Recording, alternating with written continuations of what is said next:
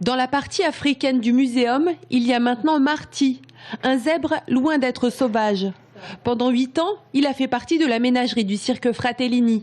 L'année dernière, alors que la troupe est installée à La Riche pour plusieurs représentations, Marty meurt subitement d'une crise cardiaque. Le directeur du cirque est originaire de Normandie et il avait prévenu le muséum de Rouen que son zèbre était mort. Et heureusement, nous avons un fil de discussion qui nous a permis d'être au courant. Alors ça se passait juste à côté de chez nous, nous ne savions pas. Donc nous avons appelé tout de suite le cirque pour dire que nous voulions récupérer l'animal pour le faire naturaliser. Une seconde vie pour Marty et l'opportunité pour le muséum d'enrichir sa collection.